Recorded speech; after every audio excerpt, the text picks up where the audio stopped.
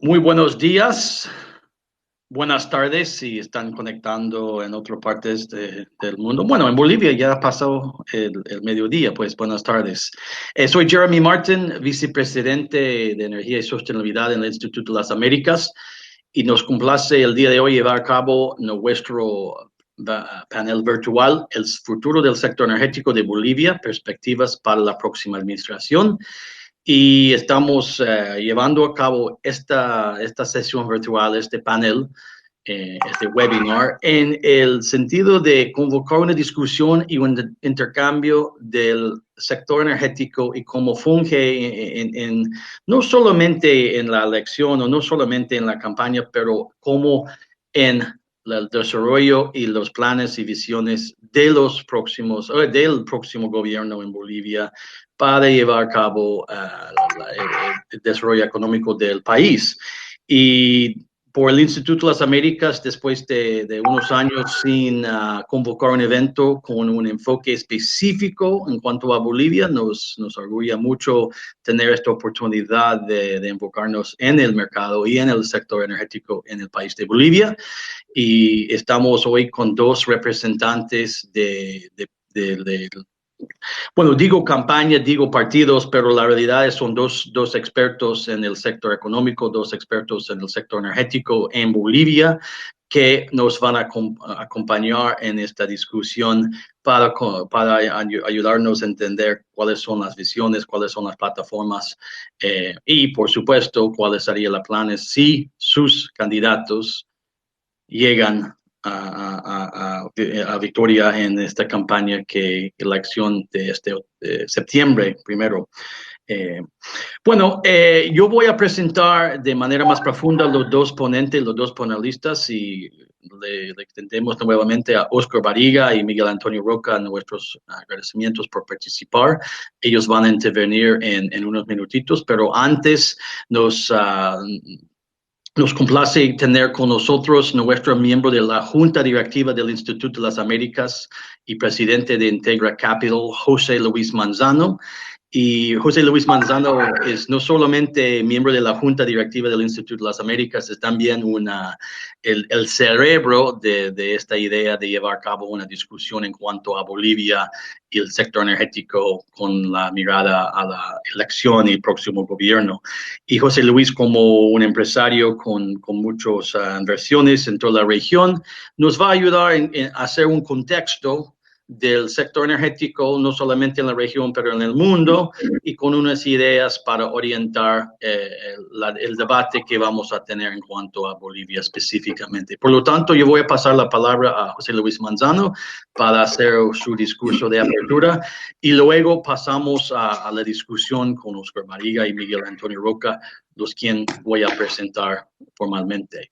José Luis, muchas gracias desde Ginebra. Espero que todo anda bien por allá y muchas gracias por acompañarnos y dar la apertura de este evento. Jeremy, muchas gracias. Buenos días y buenas tardes. Para nosotros es una gran alegría poder volver a poner a Bolivia en la agenda del instituto.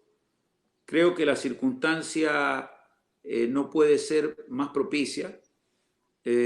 Bolivia está saliendo, ha estado transitando una crisis política que apunta a resolverse en una elección pacífica, que todos tenemos nuestros mayores deseos, que se resuelva en una elección pacífica, una elección con una disputa de contenido político, ideológico intensa, pero que eso solamente actúa como un incentivo para que en la imaginación de la salida de la crisis post-coronavirus, en la reformulación de las economías post-coronavirus, quien lo mire con serenidad encuentre el rol central que Bolivia puede jugar.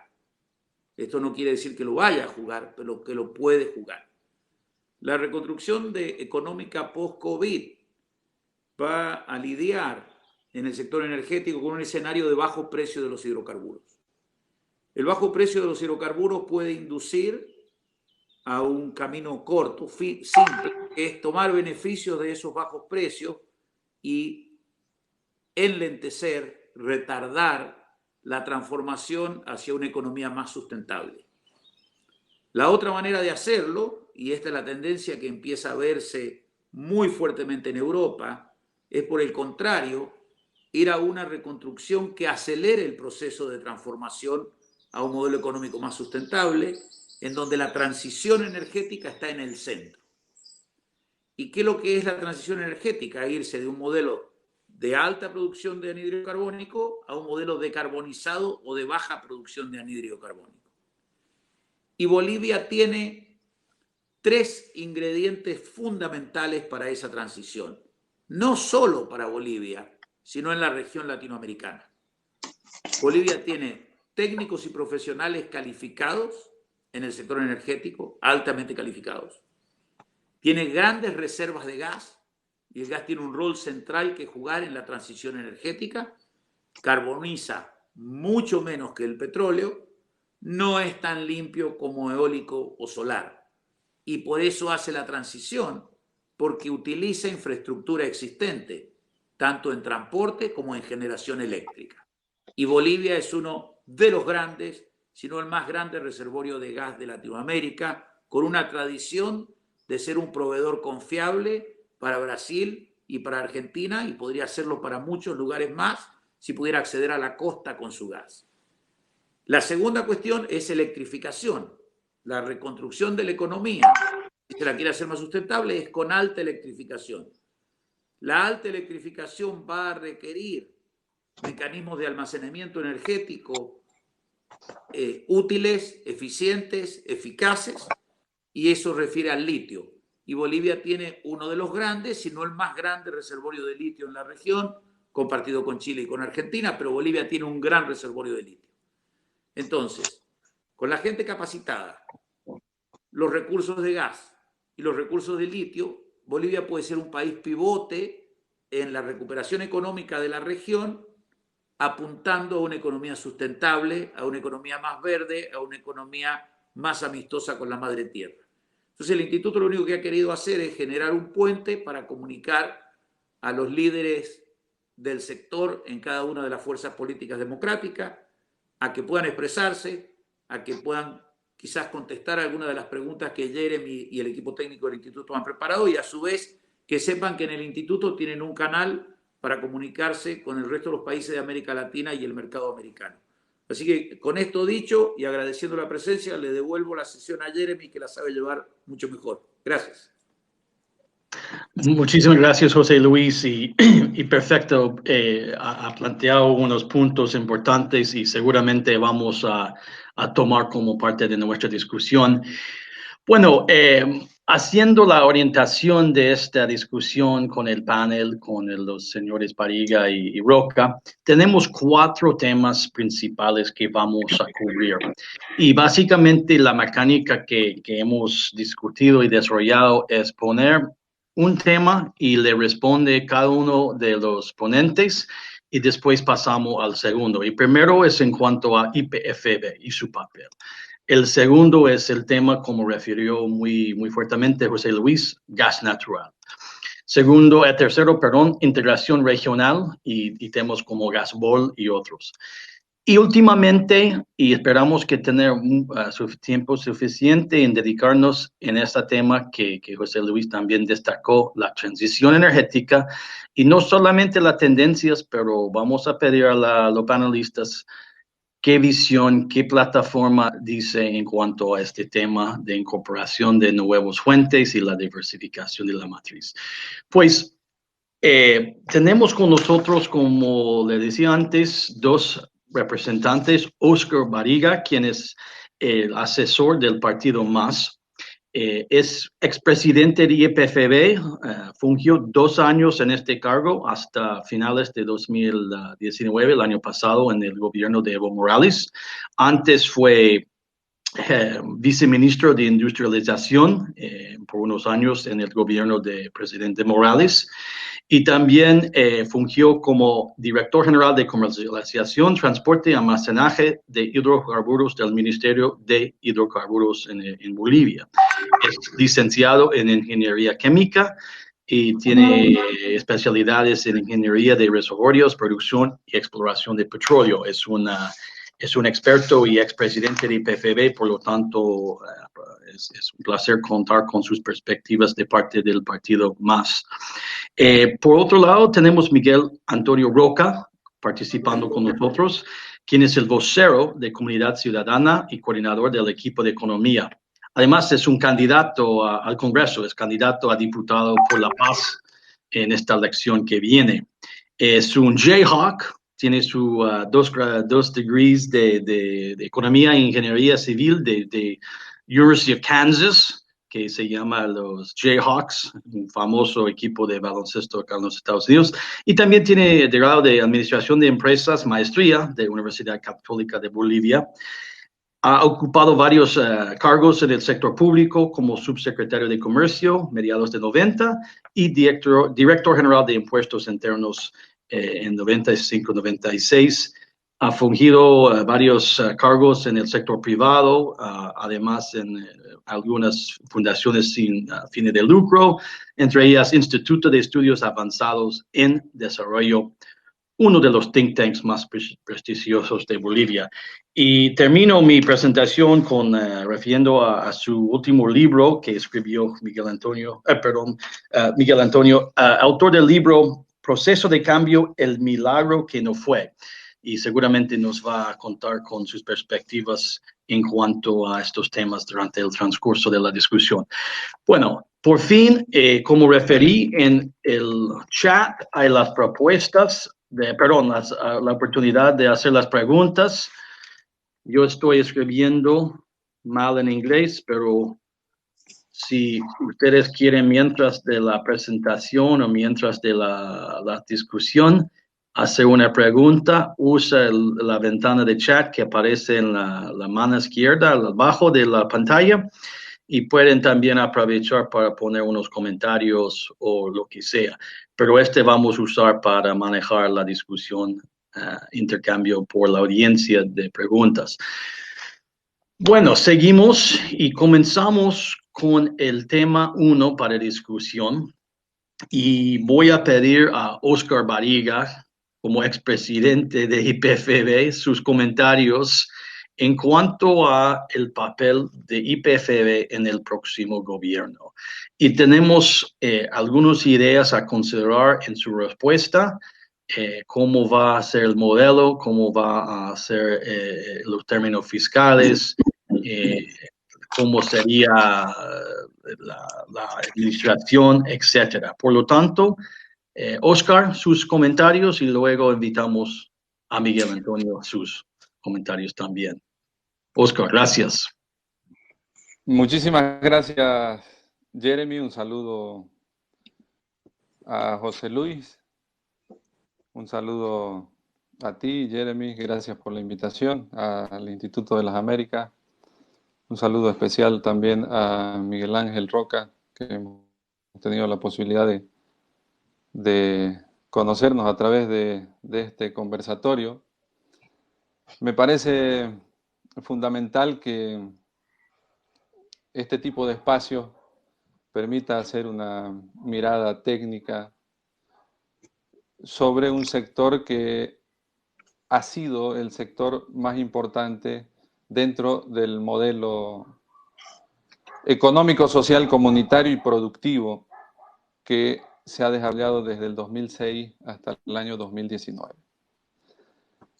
Voy a hacer referencia a la importancia de IPFB como empresa estratégica nacional, dueña de los recursos naturales del sector de hidrocarburos en nombre de todos los bolivianos, que esa es la connotación que tiene dentro de la ley de hidrocarburos y consecuentemente dentro del decreto supremo de nacionalización de los recursos naturales.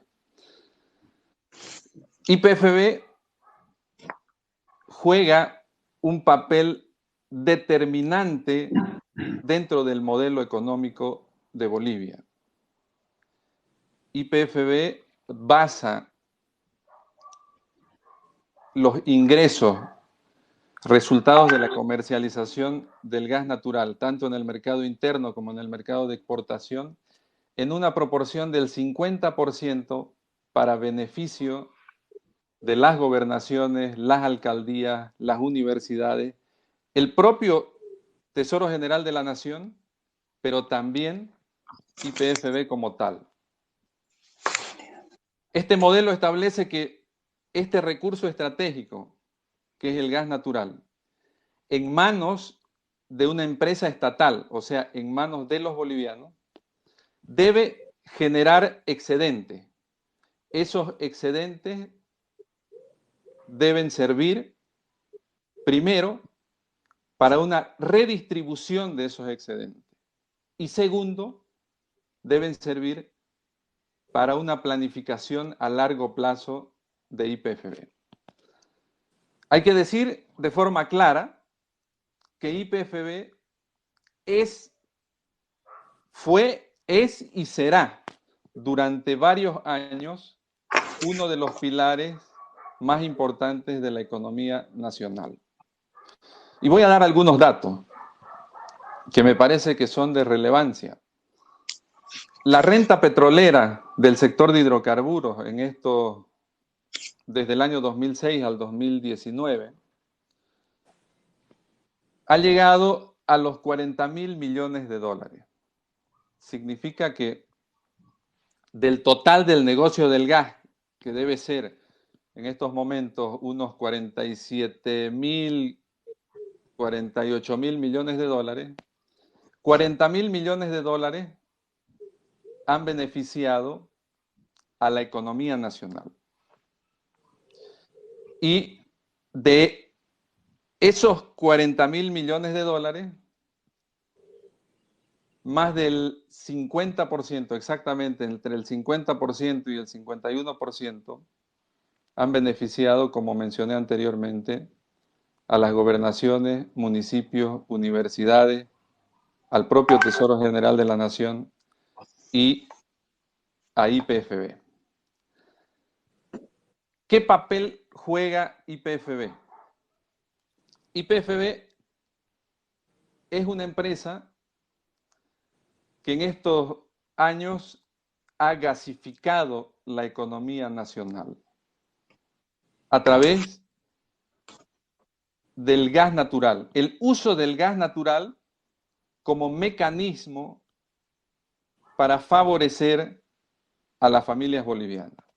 Y esa masificación de la economía se ha hecho en toda instancia, desde el incremento de las conexiones de redes de gas domiciliario, pasando por el incremento de los beneficiarios del área industrial, que superan las 1.500 industrias que hoy utilizan como insumo el gas natural, pasando por el sector del parque automotor, que de 1.5 millones de vehículos, alrededor de 450.000 vehículos hoy utilizan gas natural vehicular. Y el otro segmento que depende del gas natural y de los precios del gas natural, otro segmento interno de importancia, es el sector de la generación eléctrica. Eso quiere decir que los 12 millones de metros cúbicos que hoy se destinan al mercado interno tienen un impacto directo sobre la economía diaria de las personas. Y es una economía que les permite, porque es un gas subvencionado, les permite de alguna forma mejorar su condición económica. Eso de forma general, Jeremy, en esta discusión. Perfecto, muchísimas gracias. Creo que en el segundo tema podemos seguir con los puntos de gas, ¿no? que has destacado hace recién. Bueno, papel de YPFB de parte de ustedes en la plataforma de CC, señor Miguel Antonio Roca, por favor. Muchas gracias, Jeremy. Un saludo al señor Manzana, que nos hizo una muy buena contextualización del momento actual del sector energético global y concretamente del regional y del boliviano, una contextualización con la que tenemos mucha coincidencia. Y un saludo muy especial a todos quienes tienen la gentileza de seguirnos en este webinar. Espero poder contribuir a un mejor entendimiento del sector energético boliviano y a lo que Comunidad Ciudadana plantea para el futuro inmediato y de largo plazo para el sector. Creo que lo principal, y aquí pensando en el público, un sector se desarrolla con recursos financieros. Y ya sean estos públicos o privados, deberían tener la misma lógica. La inversión necesita, y todos lo sabemos, dos elementos fundamentales: seguridad jurídica y rentabilidad. Y si no hay eso, no se da una inversión sostenible de largo plazo y se pone en entredicho el futuro de cualquier sector, de cualquier industria, de cualquier emprendimiento. Y esa lógica es tan válida para las finanzas privadas como las finanzas públicas, eso como contexto general. Lo otro, tenemos que entender que Bolivia, como muchos otros países, ha vivido la trágica historia, para empezar, de la dependencia extractivista monoexportadora de algún producto. En el siglo XIX fue la plata, en el XX en el estaño y hacia el XXI el gas. Y eso genera una serie de distorsiones en la economía cuando se lleva mal manejada, llámese enfermedad holandesa, dependencias, etcétera. Y en este extractivismo también tenemos ese péndulo trágico y pernicioso de transitar en algún momento con la ideología política y tratar de desarrollar esa industria extractivista central, en este caso la gasífera, con capital transnacional, y luego el péndulo te lleva al otro extremo de que tiene que ser capitalismo de Estado, y en ese vaivén del péndulo se pierden oportunidades, se frustran proyectos, etcétera. Y Bolivia, lamentablemente, esa es la historia de Bolivia. Aquí quisiera parafrasear una frase que seguro muchos de ustedes conocen de Abraham Lincoln, ¿no? Le puedes mentir a parte de la gente todo el tiempo, o le puedes mentir a toda la gente parte del tiempo, pero no le puedes mentir a toda la gente todo el tiempo. Y hago esta referencia porque el manejo de la política energética y concretamente de la política hidrocarburífera en Bolivia en los últimos 14 años ha sido una gran mentira. Ha sido una gran mentira diseñada desde el ámbito político y para el ámbito político electoral, con el tema de la nacionalización. Para empezar, y es parte de este péndulo que digo, el decreto de nacionalización tiene dos veces la palabra nacionalización, la primera en el artículo 1 y la segunda en el artículo 7, y no lo menciona más. Y ambas cosas que mencionan esos artículos ya estaban en el referéndum al que llamó cabalmente Carlos Mesa, entonces presidente y nuestro actual candidato a la presidencia, y también ya estaban en la ley de hidrocarburos del 2005, que dicho sea de paso, el Movimiento al Socialismo, toda su bancada, votó unánimemente en contra, pero después se benefició del contenido de esa ley. Entonces, en este manejo político, el sector ha sufrido mucho.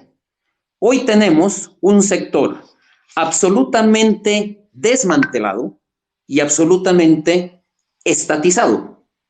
Como digo, fuimos de un extremo al otro. El desmantelamiento se lo ve, y creo que tendremos oportunidad de hablar en más detalle de eso, en los roles institucionales totalmente entreverados. No hay independencia de la autoridad reguladora, depende del poder político en el ministerio. El ministerio en los hechos es el dueño de Yacimientos, que es el dueño, como bien decía Oscar, del gas, pero todas las designaciones de autoridades, que dicho sea de paso, la ley establece que debería ser a partir de una terna aprobada por 2/3 por la Cámara de Diputados, y pese que al partido de Morales ha ostentado esos 2/3, nunca cumplió con la ley. Siempre los nombramientos de todas las autoridades significativas en el sector energético de hidrocarburos y en todos fueron a dedo. Entonces, esa desinstitucionalización ha hecho muchísimo daño al sector, ha generado una serie de desinteligencias, como suele hacer cuando los temas técnicos se los maneja con criterio político únicamente.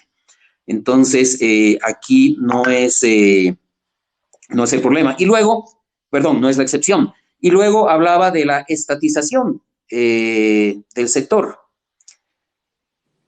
Tenemos un yacimientos corporativo que además tiene bajo su tutela y control empresas privadas, sociedades anónimas, lo que antes eran Chaco, Andina, Transredes, siguen siendo sociedades anónimas, la han dejado al parecer a propósito en el ámbito privado bajo la jurisdicción del Código de Comercio para no tener que rendir cuentas como se tiene que rendir cuentas de los fondos públicos, y eso ha generado otro gran problema. Entonces tenemos las actividades de exploración y explotación en diferentes empresas, unidades organizativas. El propio yacimientos corporativo tiene una gerencia. Como anécdota, para venir a este webinar, contacté a una persona amiga que lleva muchos años trabajando en yacimientos, con un cargo alto ejecutivo, le pedí un organigrama y no lo pudo conseguir. En 2 días no pudo conseguir un organigrama de YPFB corporativo. Ni los altos ejecutivos de la institución ahorita saben cuál es exactamente el organigrama, así de mal está el sector. Entonces, la orientación que hay que darle a yacimientos y al sector energético está contextualizada en lo que expuso muy bien José Luis Manzano. El mundo está yendo y tiene que ir hacia una transición energética, no solamente desde el punto de vista, digamos, ambiental y energético. Las finanzas internacionales, y aquí en el público estoy seguro que hay más de un representante del sector financiero, podrán corroborar que el mundo financiero internacional está cada vez más orientado hacia las finanzas verdes. Entonces, inclusive los proyectos de inversión, la visión que le tenemos que dar, tiene que estar orientado en el mediano y largo plazo hacia una transición energética. Y si uno no va en ese camino, pues está yendo en contrarruta del mundo y por lo tanto las probabilidades de éxito de una visión contraria no solamente a lo que se necesita, sino a lo que el mundo piensa que se necesita, pues las probabilidades de éxito son muy bajas. Entonces, si el representante del MAS nos dice que yacimientos, YPFB, le decimos yacimientos en Bolivia como un tema cariñoso y de mucho patriotismo y algo de chauvinismo, fue, es y será el centro del modelo. Justamente por eso estamos convencidos de que es un modelo equivocado y un modelo falaz, porque hay algo que quizá no sabe nuestro colega Barriga, pero en este modelo de que hay industrias estratégicas en poder del Estado que captan excedentes y los redistribuyen, le voy a dar 2 datos. Por cada $1 que han salido de las industrias estratégicas al Tesoro General de la Nación para ser redistribuido, el Estado le ha sacado $1.50 al sector productivo en impuestos para darle a esos sectores estratégicos. Entonces, el modelo en papel se ve muy bonito, pero en la realidad ha funcionado exactamente al revés y nos está matando la economía. Bueno, gracias Miguel Antonio. Por lo tanto, podemos regresar a un punto en cuanto a la visión de YPFB, pero yo creo que es importante pasar al siguiente tema y darle oportunidad a Oscar a seguir con sus puntos en cuanto al sector, que por supuesto acaba de mencionar Miguel Antonio también. Pero Oscar, estaba diciendo en cuanto al recurso estratégico y cómo estaba evaluando Miguel Antonio la idea de la generación de excedentes para distribuir a todo el pueblo boliviano. Pues pasamos al tema de gas natural, que es el eje central que hablábamos mucho en la primera mitad de este webinar. Seguimos más al grano en términos de impacto fiscal y me interesa mucho el segundo punto, inversión extranjera, y además el otro punto de reservas, porque el reto, a mi juicio, en Bolivia hoy en día, en términos gasíferos, es recuperación o añadiendo a las reservas, ¿no? Pues, Oscar, seguimos la mecánica, le invito a comentar, profundizar un poco más en términos de más y su visión en cuanto a gas natural. Gracias, Jeremy. Bueno, seguramente tendré la posibilidad de responderle a Miguel Antonio, pero ahora voy a dar mi visión sobre el negocio del gas natural como recurso estratégico. Yo creo que hay que ser claros en esta posición. El recurso estratégico que hoy tenemos los bolivianos, así como fueron los minerales en su momento, este recurso estratégico que hoy pertenece a todos los bolivianos, incluido Miguel Antonio, debe ser usado y debe estar en propiedad de los bolivianos. Al parecer, entre paréntesis esto, al parecer esa no es la posición de Comunidad Ciudadana. Nosotros creemos y estamos seguros que debemos aprovechar este recurso estratégico que hoy pertenece a los bolivianos, pero que de ninguna manera hemos pasado en el negocio del gas a administrar de forma total o de forma totalitaria el negocio del gas. Convivimos a través de la ley y de los contratos de operaciones petroleras con empresas que estaban antes del 2005 y que siguen en nuestro país con operaciones. Y prueba de ello es que han realizado una inversión que supera los 5.000 millones de dólares, las empresas operadoras en este periodo.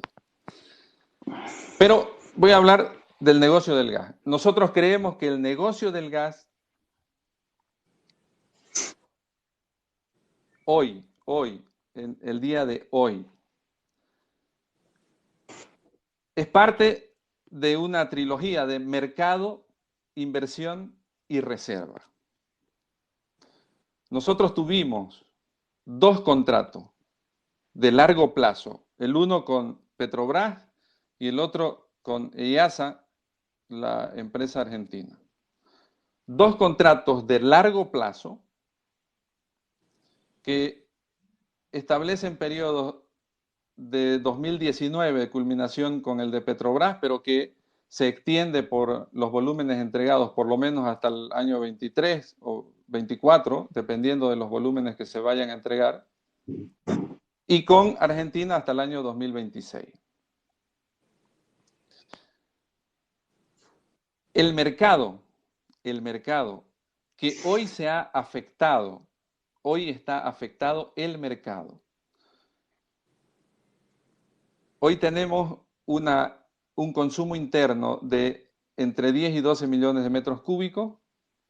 Tenemos un consumo puntual por invierno de Argentina que está al borde de los 20 millones de metros cúbicos.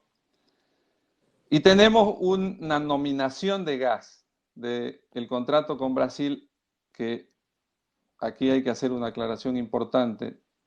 Se firmó una adenda por el gobierno actual en enero, bajando los volúmenes comprometidos de 30 a 24 y de 24 a 14. Pero no solamente se bajó los volúmenes, sino que por la emergencia sanitaria y además por la sobreoferta mundial de gas, hemos tenido una caída de precio. Lo que hoy tenemos es un mercado que nos nomina menores volúmenes. En consecuencia, vamos a tener este año 2020 menores ingresos por el sector. Pero esos ingresos siguen siendo de YPFB y siguen beneficiando a los bolivianos. Eso no debemos olvidar. Las inversiones en la actual ley de hidrocarburos y de acuerdo a la normativa vigente, las inversiones en el sector de hidrocarburos son inversiones que deben permanecer y son inversiones que están alrededor de los 1.000 a 1.300 millones de dólares por año. Y de esos 1.000 a 1.300, el 55 o 60% son inversiones que van netamente a exploración. Garantizamos nosotros las reservas si garantizamos la inversión. Y la inversión está garantizada a través de los contratos de servicios petroleros, tanto con las empresas transnacionales como con las empresas filiales y subsidiarias de YPFB. ¿Cuánto tenemos de reserva? Que es la otra discusión. Y que es importante que lo conozcan. Nosotros tenemos como recurso en áreas convencionales 151 TCF. Como recurso. Esos recursos hay que convertirlos en reserva. La última reserva establece que tenemos 10.8 de reservas probadas, 12.6 aproximadamente de reservas probables y 14.9 de reservas posibles. Pero la cartera exploratoria en este momento se invierte para encontrar en los próximos 2 a 3 años alrededor de 18 TCF de recursos. Si nosotros garantizamos la inversión y salimos a consolidar un mercado que hoy está afectado de forma excepcional por un bajo consumo de Brasil, nosotros vamos a tener una recuperación de los ingresos. Pero esa recuperación de los ingresos requiere de un YPFB, primero, un YPFB fortalecido, un gobierno, resultado de las elecciones el 6 de septiembre, debe de forma inmediata negociar contratos interrumpibles para garantizar la comercialización de nuestra capacidad de producción actual, que son 56, 57 millones de metros cúbicos. Y no lo que hoy está sucediendo, que estamos entregando alrededor de 40 millones de metros cúbicos. Eso tiene una afectación económica, por consiguiente va a tener una afectación sobre los beneficiarios. Y los beneficiarios son todos los bolivianos.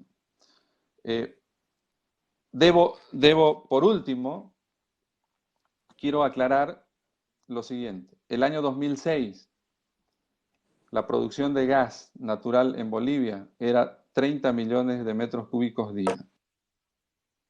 El año 2019, la producción de gas es de 56 o 57 millones de metros cúbicos día.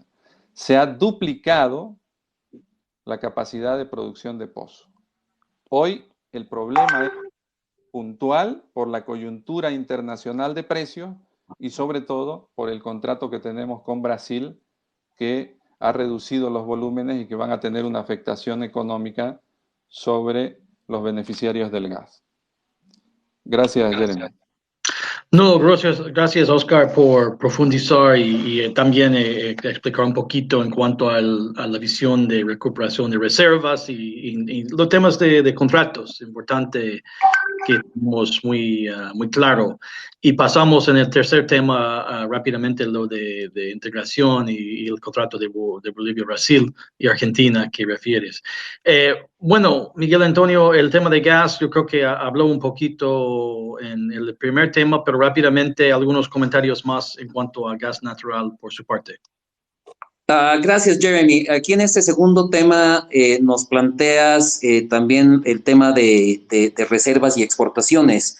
Yo preferiría juntar esos temas con el tercer tema que tiene que ver con integración. La relación es evidente y concentrarnos un poco más en esta ronda en lo que es el impacto fiscal y la inversión extranjera. Como decía en un principio, lo que tiene que guiar estos temas es seguridad jurídica y rentabilidad, tanto desde la óptica privada como desde la pública, porque el que sea sector público no puede obviar el concepto de seguridad jurídica y de rentabilidad, aunque se puede ampliar el concepto de rentabilidad internalizando, digamos, beneficios sociales que el capital privado no lo hace. Pero para poder viabilizar esto, tienen que haber 4 temas fundamentales. El sector tiene que estar despolitizado, tiene que haber buena institucionalidad, tiene que haber transparencia, no solamente en el manejo, en las licitaciones, en las compras públicas, sino transparencia en un tema tan crítico como las reservas. Y por último, en esa institucionalidad hay que evitar la horrible duplicidad a la que me refería en la intervención pasada entre diferentes instancias de la institucionalidad energética boliviana en exploración y en explotación. Y aquí una aclaración sobre el impacto fiscal. Hace unos días hablaba con un amigo extranjero muy conocedor del sector energético boliviano y le pregunté, ¿cuánto crees tú que del ingreso fiscal total boliviano viene del gas? Y como digo, esta persona muy conocedora del sector me dijo entre 70 y 80% con mucha convicción, porque eso es lo que ha escuchado de fuentes oficiales. Y se quedó con la boca abierta cuando le dije, bueno, el año 2018 fue 13%, 13%. Y en el promedio de los 14 años del gobierno de Morales, ronda el 30%.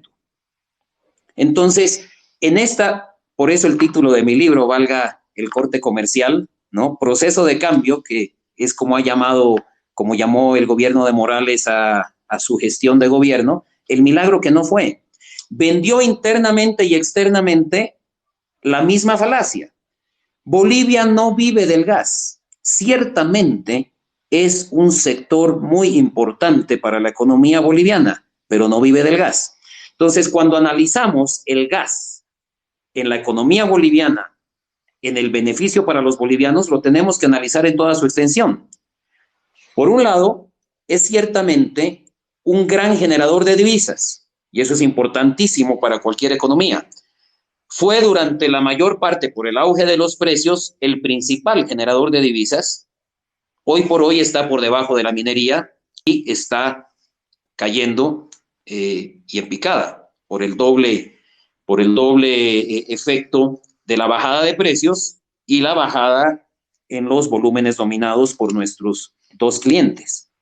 Entonces, ese primer asunto. En el tema fiscal, 13% del total del 2018 vino del gas, el resto vino de otras fuentes. Entonces, eso es muy importante, que tanto la gente en el exterior ligada al sector, inversionistas, etcétera, como la gente boliviana, entendamos eso con claridad. El siguiente tema por el cual un sector, y concretamente hablando del gas natural, es importantísimo, es por la matriz energética. Nosotros pasamos en nuestra matriz energética de tener 40% termo, 60% hídrico, a tener ahora 70% termo y 30% hídrico. Es más, o sea, es evidente que en estos años hemos ido en la dirección opuesta en la que tendríamos que ir. Y además eso también con un daño económico fiscal, porque estamos hablando del tema fiscal. el precio para consumo interno, para esa generación eléctrica, o para el consumo de los bolivianos, que sigue siendo muy pequeño por un tema de redes, es como la tercera parte del precio de exportación. Entonces, cuando decía Oscar de que 50% de los ingresos de exportación se van a los niveles subnacionales en nuestro ordenamiento fiscal, gobernaciones, municipios, cuando destinas tanto a la termogeneración, en realidad le estás quitando a esas gobernaciones y a esos municipios. Y hoy en día en Bolivia vivimos una aguda crisis fiscal, no solamente por la bajada que lo están viviendo todos los países, por la bajada drástica de los ingresos fiscales, sino porque todo el ordenamiento fiscal de distribución de recursos públicos está totalmente desordenado, ¿no? Entonces, eso con relación a lo fiscal. Con relación a la inversión extranjera, es necesaria la inversión extranjera. No vamos a cambiar en absoluto la política que ha sido una política además establecida en un referéndum nacional sobre el tema, al que llamó nuestro candidato Carlos Mesa el 2005, con relación a la propiedad de los recursos naturales. De eso no se discute, eso se estableció en un referéndum, además, para quienes nos escuchan, con votaciones por encima del 80%, en sentido de que los bolivianos queremos que los recursos naturales sean de propiedad de los bolivianos. Eso, en la visión, en el plan de comunidad ciudadana, no está en discusión porque además está en la Constitución. Entonces, desde ese punto de vista, no va a haber ningún tipo de privatización en el sector con relación a esto. Pero sí necesitamos encaminar, juntar los recursos públicos con los recursos privados para desarrollar nuestro sector. Y concretamente el desarrollo que planteamos para nuestro sector gasífero tiene que ver justamente en ayudarle a Bolivia, en ayudarle al país y a los bolivianos en transitar hacia nuevos tipos de energía, como bien marcaba, insisto, en la coincidencia con el contexto que nos marcaba José Luis Manzano. Pero para eso necesitamos, en la institucionalización, tenemos que tener muy claro quién regula, que tenga independencia, que la formulación de las políticas públicas están donde debe estar, en el poder público, político, en el ministerio, pero que la institucionalización, concretamente de la petrolera estatal YPFB, se maneje con técnicos, con seguridad jurídica, con institucionalidad, con eficiencia y sobre todo de una manera despolitizada. Ahí vamos a poder confluir muy bien los intereses públicos de Bolivia y de los bolivianos con los intereses de la inversión extranjera en un ámbito de seguridad jurídica importante. Y además un planteamiento es el tema de que tiene que haber las condiciones de arbitraje para cualquier inversión. Eso es un punto fundamental de la seguridad jurídica. Gracias. Bueno, gracias. Y ya está volando el tiempo y pasamos al tema 3, pero es un tema que yo creo que estamos tocando y quiero que no pasamos la oportunidad de hablar de la transición energética. Por lo tanto, voy a pedir a Oscar primero responder un poquito en cuanto a las cifras, porque yo creo que es un punto muy importante tener claro su punto de vista, porque Miguel Antonio ha puesto muy fuertemente la percepción de lo impacto fiscal. Pero también después de este comentario, si quiere rápidamente comentar en cuanto al tema de integración, pero quiero que en el último 10 minutos que tenemos enfocamos en el cuarto tema, es la transición energética y la plataforma y visión que tiene ustedes cada uno en este tema. Pues, Oscar, son 3 temas en uno, pero cifras, rápidamente lo de algo más en integración y enfocando mucho profundo en transición energética. Gracias. Gracias, Jeremy. A ver, es importante que en este tipo de discusión que debe prevalecer el tema técnico y bueno, y debemos hablar con datos. Eso es muy importante porque podemos teorizar las cosas, pero si no tenemos la información y los datos, no tiene valor. Yo mencioné que la renta petrolera, al inicio mencioné que la renta petrolera ha sido alrededor de 40.000 millones de dólares. De esos 40.000 millones de dólares, voy a darle el dato así rápido para que lo tengamos. 10.000 millones de dólares han ido a las gobernaciones, 8.000 millones de dólares han ido a los municipios, 1.600 millones de dólares han ido a las universidades. El TGN, 15.000 millones de dólares. Pero aparte de eso, también hay que mencionar que no solamente YPF ha tenido la capacidad de generar a través del negocio del gas 40.000 millones de dólares que se han inyectado a la economía nacional, sino que el propio YPF ha tenido a lo largo de los años una utilidad que ha superado los 5.000 millones de dólares. YPF Casa Matriz. Y si hablamos de las utilidades de las filiales y subsidiarias, han superado los 3.500 millones de dólares. Estamos hablando de una empresa saludable económicamente, que además debe ser saludable económicamente porque tiene la responsabilidad de generar el 50% para los beneficiarios, pero además debe generar sus propias utilidades. Voy a retornar a la diapositiva. La integración regional.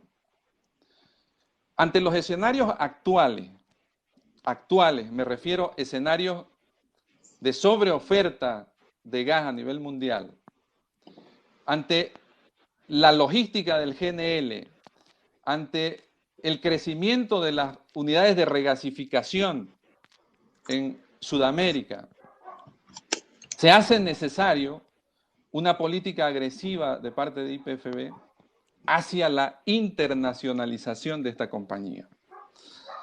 Y lo dijo José Luis al inicio, nosotros como Bolivia tenemos un problema. No tenemos acceso a un puerto.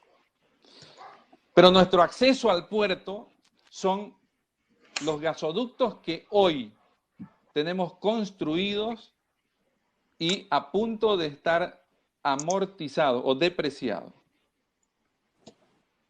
Eso nos permite llegar con nuestro gas natural desde Río Grande, desde nuestra primera estación de compresión de Río Grande, a los estados de Brasil y desde Río Grande a Buenos Aires.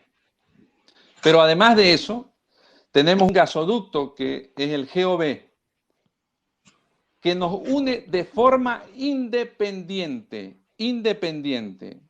al estado de Mato Grosso. Un gasoducto que tiene hoy una capacidad de 4 millones de metros cúbicos y con 2 estaciones de compresión podemos tener una capacidad de 7 millones de metros cúbicos. Ese es un mercado exclusivo para el gas boliviano. Ese es un mercado natural para el gas boliviano. Tenemos el gasoducto, el Gasbol, con una capacidad de 30 millones de metros cúbicos día. En las condiciones actuales, el mercado brasilero ha experimentado una apertura para la comercialización. Pero esa apertura del mercado brasilero significa que YPF, esta empresa de los bolivianos, debe ir a competir en el mercado brasilero con todos los demás actores. Y para competir en el mercado brasilero no necesitamos más que la molécula, que lo tenemos, porque YPF es propietaria de la molécula. Tenemos la logística de transporte, porque incluso YPF es accionista en el lado brasilero del gasoducto que nos une a ese mercado. Y además tenemos un precio competitivo. La pregunta aquí es, ¿por qué no hemos consolidado contratos a corto y ventas interrumpibles a ese mercado? ¿De qué mercado hablo con el Gasbol? Mato Grosso del Sur, Sao Paulo, Paraná, Santa Catarina, Río Grande do Sul. Debemos llegar como YPFB a competir en el mercado brasilero en estos próximos años. Y esa es una visión que tenemos para internacionalizar esta compañía. Y no solamente ser un vendedor de molécula en la frontera. Vamos a avanzar en la cadena de distribución para generar mayores recursos para la empresa, en consecuencia, mejores recursos y mayores recursos para los bolivianos. No solamente la internacionalización de YPFB es por el gas natural. YPFB tiene el 95% del mercado de GLP del Paraguay. YPFB tiene el 35% del mercado de GLP del Perú. Y ahora YPFB, el año 2019, a inicios del año 2019, inició las exportaciones de propano y butano al mercado brasilero. Nuestros mercados y la internacionalización de YPFB permitirá consolidar algo que han destruido los mercados del fertilizante en Paraguay, Brasil, Perú, Argentina y Uruguay. Eso se va a lograr con una visión, pensando siempre en la generación de mayores recursos a través de YPFB para beneficiar a todos los bolivianos. Gracias, Jeremy. Yo quería hacer algún comentario o tal vez regresamos a finalizar la discusión con comentarios en cuanto a la diversificación de matriz. Pero primero, ya se está acabando el tiempo, pues Miguel Antonio, unos comentarios el tema 3 y tema 4.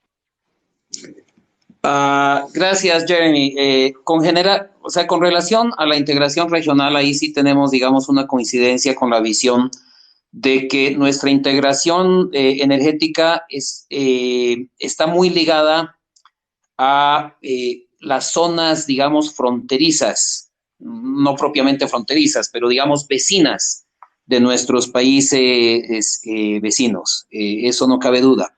Sin embargo, hay un gran cambio entre lo que era la política energética que se inició con fuerza, que abrió un ciclo en los años 90, cuando se comenzó la construcción del gasoducto entre Santa Cruz y Brasil.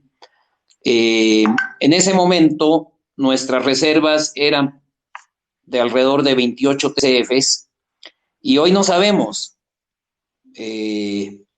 Oscar nos dice 10, el gobierno dice 8, los expertos dicen 5, ¿no? Entonces, hay ciertamente una diferencia. Ha pasado mucha agua bajo el puente. Nuestros principales clientes han desarrollado sus propias reservas. En los 90 no había vaca muerta, no había presal.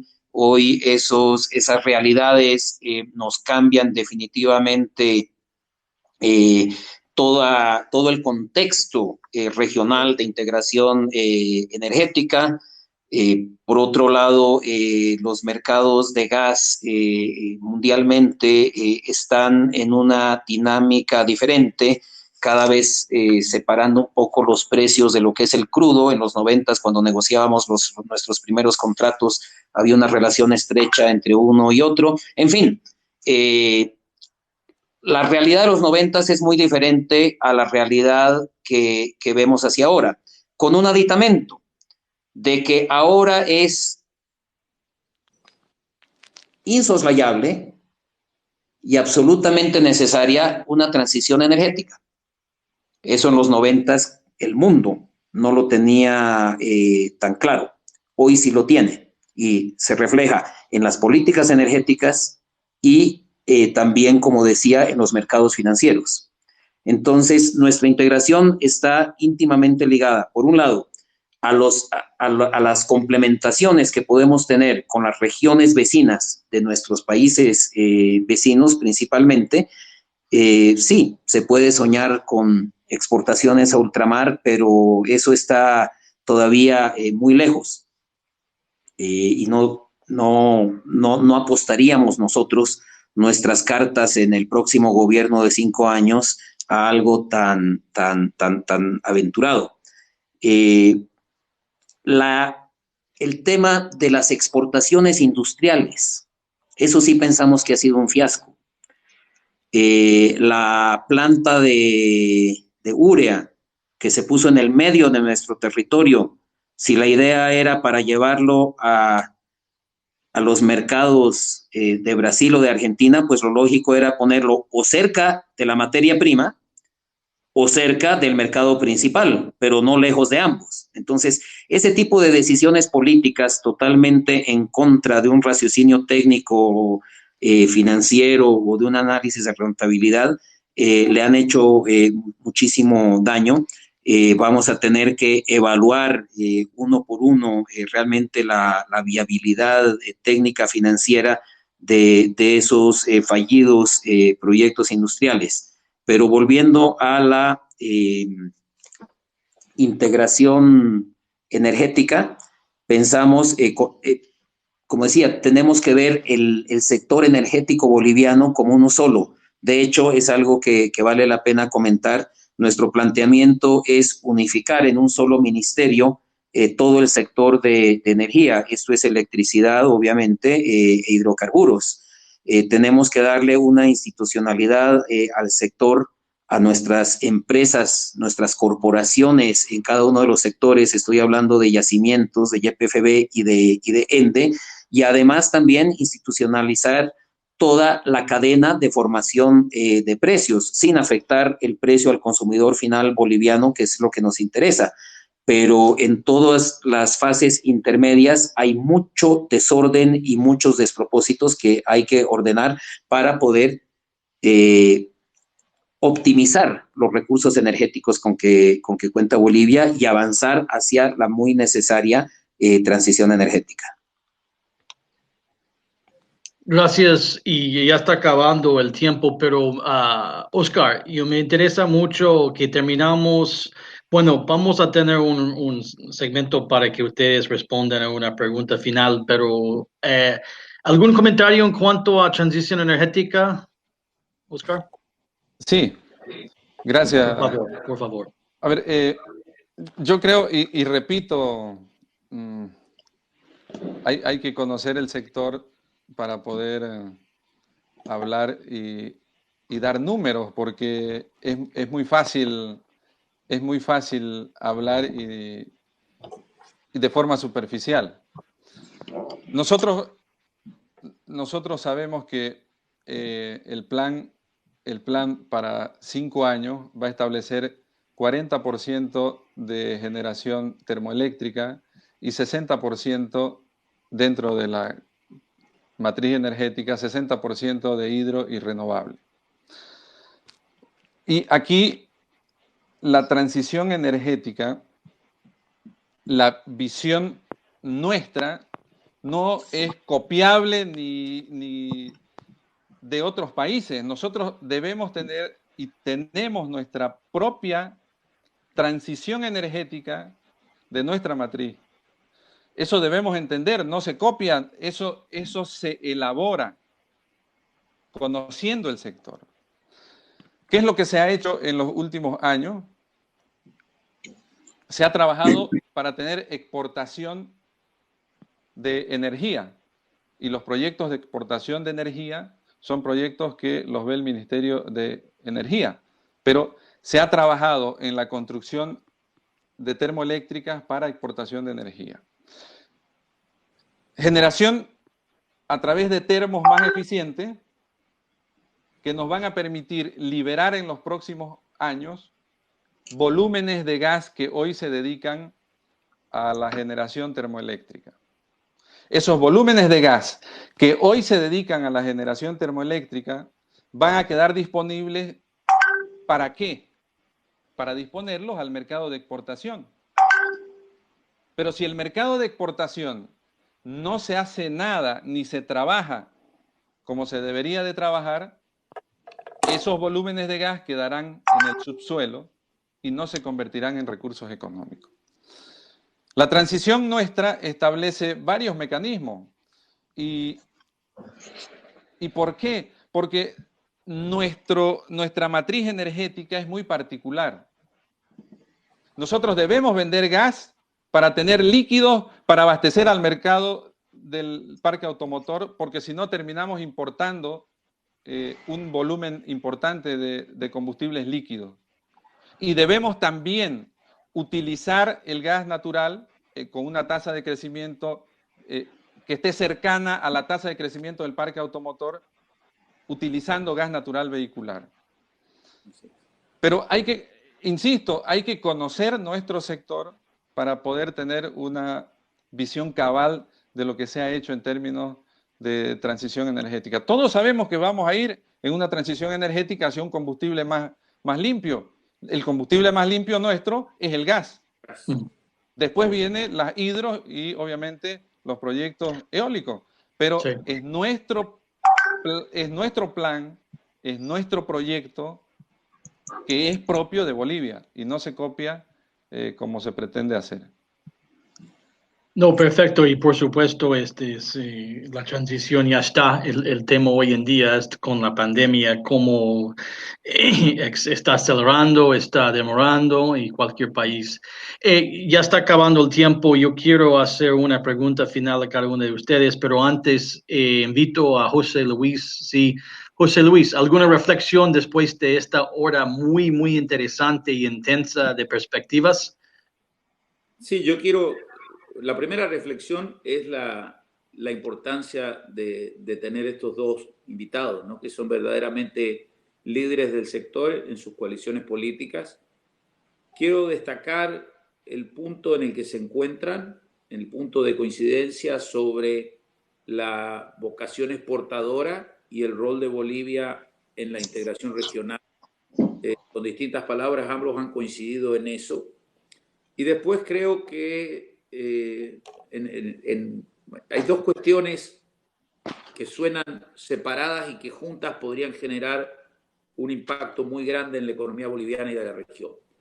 Por un lado es el interés o no en tener inversión extranjera, que lo han referido con distinto énfasis nuestros dos invitados.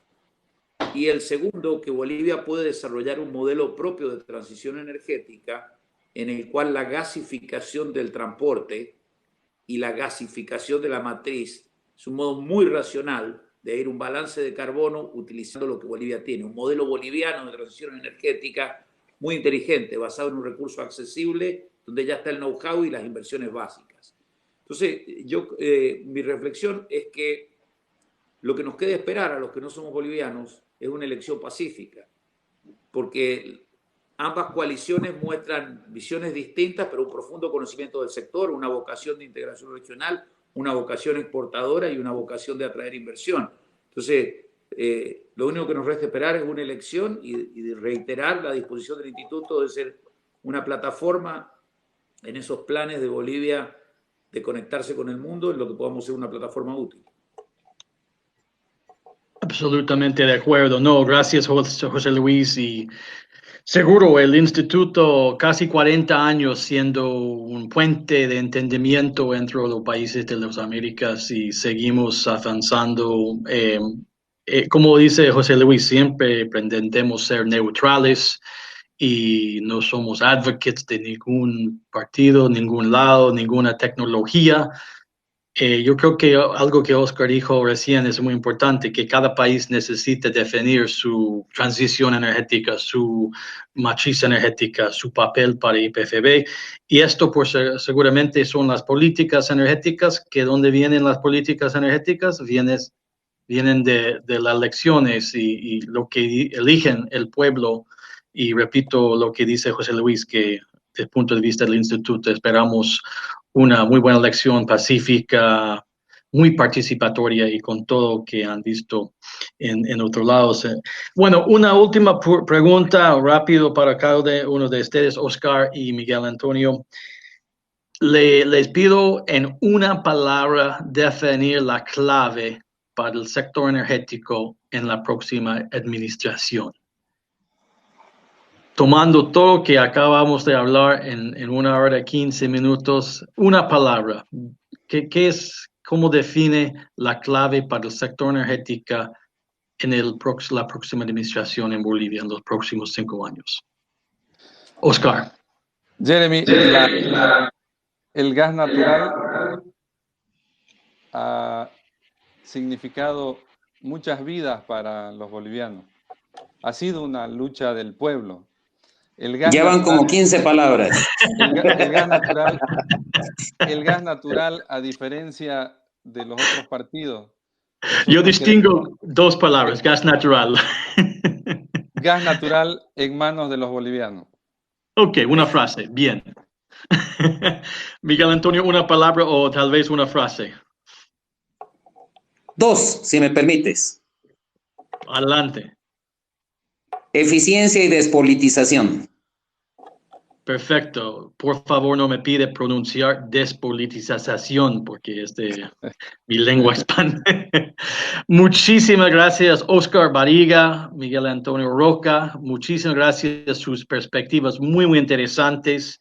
Les esperamos lo mejor para cada uno de ustedes, sus partidos y, mejor dicho, a todo el pueblo boliviano. José Luis, gran saludo. Gracias. Gracias a ustedes. Abrazos. Buen día. Muchas gracias a todos. Gracias a todos. Gracias especiales al Instituto de las Américas. Seguimos con este tema, seguro. Gracias. Perdón por no pasar por las palabras, pero se acabó el tiempo. Gracias. Buen día. Gracias. Buen día. Buenas tardes. Buenas tardes. Adiós.